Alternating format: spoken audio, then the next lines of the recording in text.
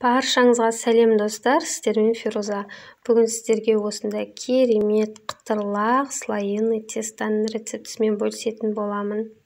Бұл самсаның басқа самсаларға қарағанда айырмашылығы, бұл самса ашытылып жасалады, яғни дрожжевое тестодан дайындалатын самса. Міндетті түрде видеоны соңына дейін қарап, менің каналыма тіркелмеген болсаңыздар, тіркеліп кетіңіздер.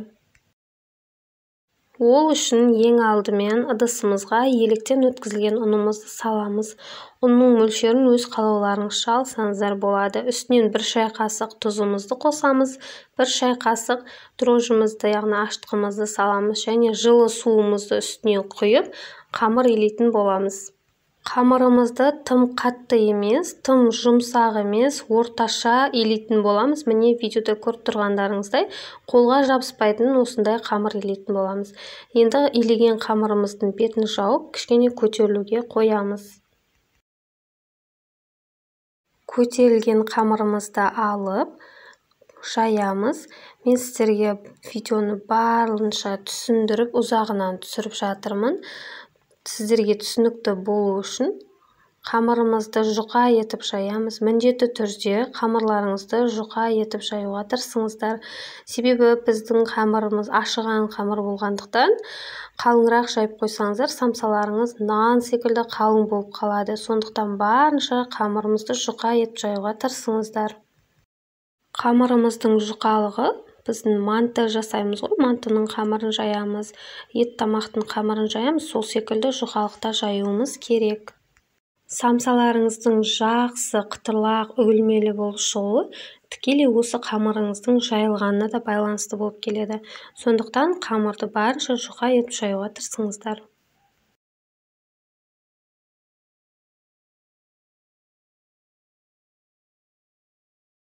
Қамырымызды жайып болдық. Видеода көріп тұрғандарыңыздай қамырдың жұқалығы осындай болу керек.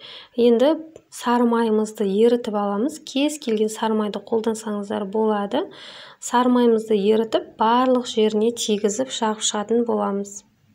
Барлық жеріне жеткізіп жағамыз. Егер үйлеріңізде тоғмай болатын болса, сары май мен тоғмайды араластырып жақсаңыздар, самсаларыңыз вообще күшті болып шығады. Менде тоғмай жоқ болғандықтан, тек қана сары майдың өзін ерітіп жақтым. Жағып болғаннан кейін, видеода көріп тұрғандарыңыздай, рулет секілді орап шығатын боламыз. Осылай қамырымызды кішкене өзімізге қарай тартып орап шығамыз. Енді орап болған қамырымызды салафанымызға салып, морозильникке 10-15 минутқа салып аламыз.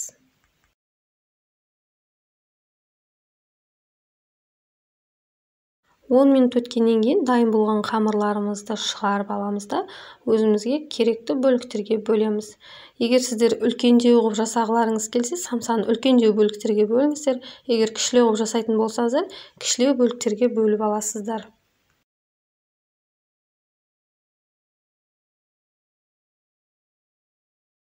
Қамырымыздың барлығын бөліктерге бөліп алғаннан кейін оқтаумен жайып шығатын боламыз. Қамырымызды жұқа етіп жаямыз.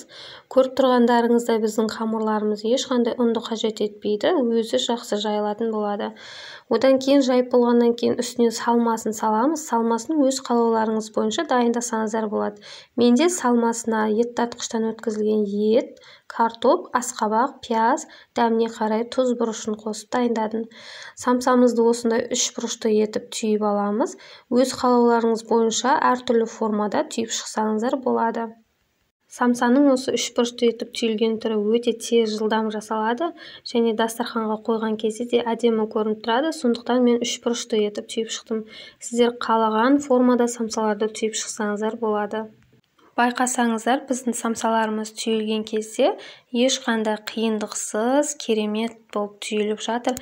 Мен сіздерге түсінікті болу үшін барынша видеоны ұзағырақ түсіруге тырыстым.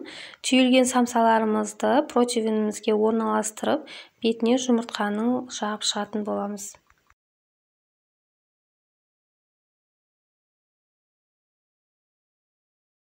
Жұмыртқамызды жағып болғаннан кейін, бетін өз қалауларыңызша сәндесеңіздер болады.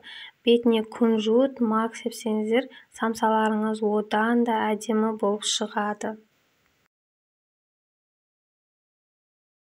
Осы уақытта пештеріңізді алдын ала қыздырып қойыңыздар. 180-200 градуста қызып тұрған пешімізде самсаларымызды 30-40 минут аралығында пісіріп аламыз.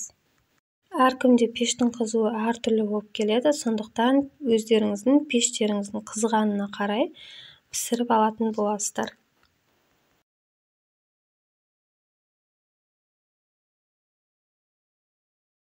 Самсаларымыз керемет болып пісіп шықты. Міндетті түрде осы рецептпен жасап көріңіздер. Егер сіздерге видео ұнаған болса, каналыма тіркеліп кетуді ұмытпаңыздар.